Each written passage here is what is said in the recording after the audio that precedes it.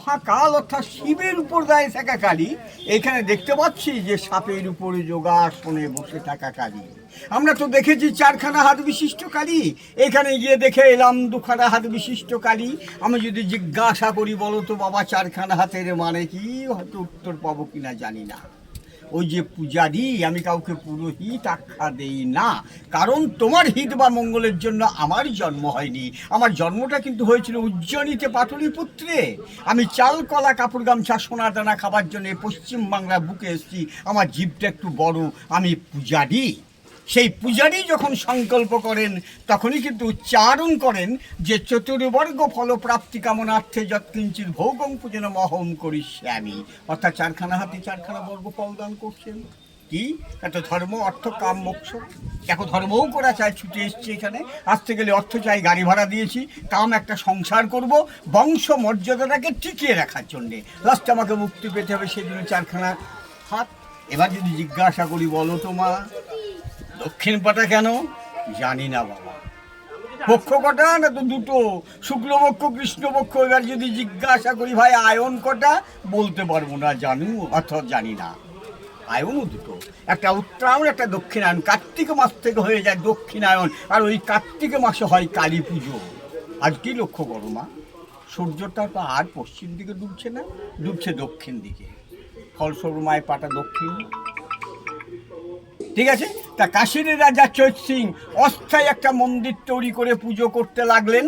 কান্ত পোদ্দার, যেটা কান্তমোদী, ব্রিটিশের পেটুয়া, যার বাড়ি বহরমপুর, মাননীয় লর্ড ওয়ারেন হেস্টিংসকে খবর দিয়ে দিলেন যে কাশীর রাজা চৈত্র সিংয়ের বাড়িতে একটা কষ্টি পাথরের মূর্তি আছে, যার দাম কয়েক হাজার কোটি টাকা। হেস্টিংস এটাকে লুট করে নদীপথের ইংল্যান্ডের মিউজিয়ামে নিয়ে চলে যাচ্ছিলেন। তাহলে নদীপথে কেন? আমরা তো ভালোভাবে জানি যে 1853 সালে রেললাইন এবং যোগাযোগ ব্যবস্থা উন্নত হয়েছে। তার আগে তো মেজর পার্সেন্ট যাতায়াত হতো ওই জলপথের মাধ্যমে, বণিক সওদাগরের কথাটি পাই। ওই যে কলকাতার বিডন স্ট্রিটের ঘাট, যেটা বর্তমানে নিমতলা ঘাট গো, পূর্বে নাম ছিল বাঁশতলা ঘাট।